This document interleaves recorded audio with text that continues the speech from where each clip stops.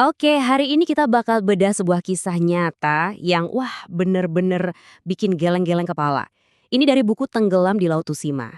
Sebuah cerita soal uang, kebohongan, dan satu komunitas yang ikut terperangkap di dalamnya. Coba bayangin ya, ada sebuah pulau kecil terpencil di Jepang. Komunitasnya tuh akrab banget, semua orang saling kenal. Nah, justru di tempat seperti inilah sebuah drama yang rumit dan gelap mulai terungkap.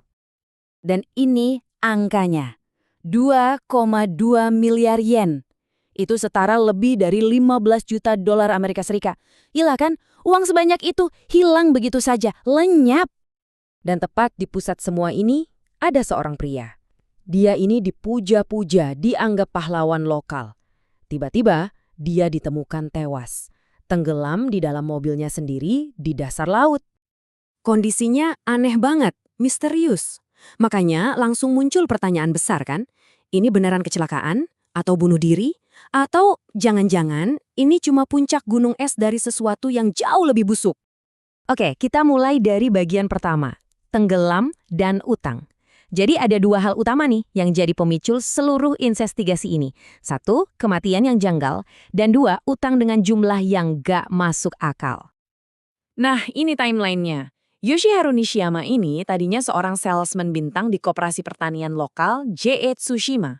Dia itu andalan banget. Lalu, Februari 2019, di usia 44 tahun, dia ditemukan tewas di dalam mobilnya yang nyemplung ke laut.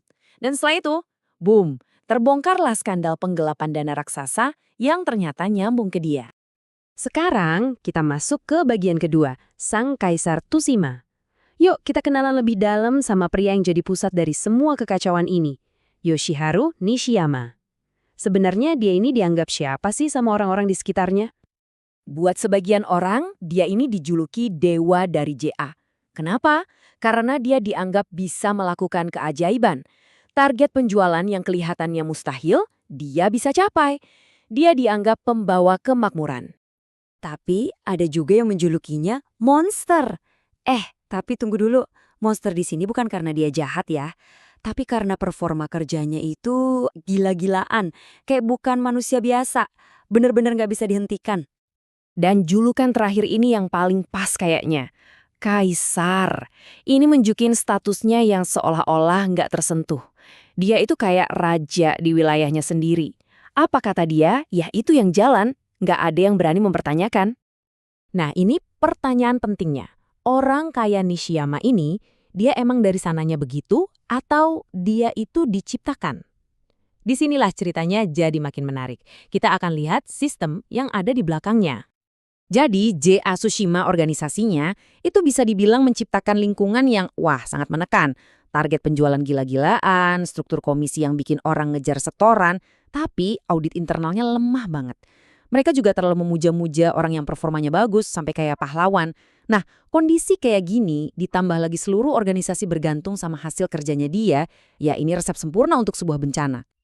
Oke, jadi kita udah lihat sistem di organisasinya. Tapi masalahnya nggak berhenti di situ. Ceritanya jadi makin kelam. Karena ini bukan cuma soal satu orang atau satu perusahaan. Ini soal keterlibatan satu komunitas. Menurut buku ini, ada 3 langkah yang membuat seluruh pulau ini secara nggak sadar jadi terlibat. Pertama, ketergantungan. Ekonomi dan kebanggaan pulau itu jadi terikat sama kesuksesan Nishiyama. Kedua, pemujaan berlebihan. Dia dipuja-puja sampai nggak ada yang kritis lagi, nggak ada yang berani nanya. Dan langkah ketiga, ini yang paling fatal. Diam. Orang-orang mulai lihat ada yang nggak beres, tapi mereka milih buat diam aja. Ini menciptakan suasana di mana nggak ada yang berani bersuara. Jadi, gampang banget kan kalau kita lihat ini sebagai cerita yang simpel, ada orang jahat, dia melakukan kejahatan, titik. Tapi cerita yang sebenarnya jauh lebih rumit dan bikin gak nyaman. Ini bukan cuma soal satu orang, tapi soal sistem yang rusak, sistem yang akhirnya melahirkan monster itu sendiri. Nah, dari sini kita balik lagi ke momen tragis di laut itu. Kematiannya ternyata bukan sekedar akhir dari sebuah cerita. Justru itu adalah sebuah gejala. Gejala dari keruntuhan yang jauh lebih besar. Jadi, waktu mobil Nishiyama nyemplung ke laut, yang tenggelam itu bukan cuma hidupnya dia, tapi juga mitos tentang dia. Mitos sebagai pahlawan, sebagai dewa penyelamat. seluruh bangunan sistem korup yang selama ini menopang dia ikut runtuh dan tenggelam bersamanya. Lalu, apa aja sih yang sebenarnya ikut tenggelam bersamanya? Nah, di bagian terakhir ini, kita akan lihat metafora yang kuat banget dari judul bukunya. Jadi, judulnya kan pakai kata tenggelam. Dalam bahasa Jepang, kata kerjanya itu shizumu. Nah, kata ini punya makna ganda yang dalam banget. Shizumu itu bisa berarti tenggelam secara fisik, kayak mobil ke laut, tapi bisa juga berarti disembunyikan, dipendam, atau ditenggelamkan dalam kegelapan. Jadi, apa yang beneran tenggelam? Ya pertama, orangnya itu sendiri, tapi juga kebenaran di baliknya. Kebenaran soal penipuannya, sistem yang seharusnya bertanggung jawab, dan juga keterlibatan diam-diam dari komunitasnya. Semuanya itu seolah-olah ikut tenggelam, disembunyikan di dasar laut. Dan ini ninggalin kita dengan satu pertanyaan buat direnungkan. Oke, ini mungkin terjadi di pulau kecil yang terpencil.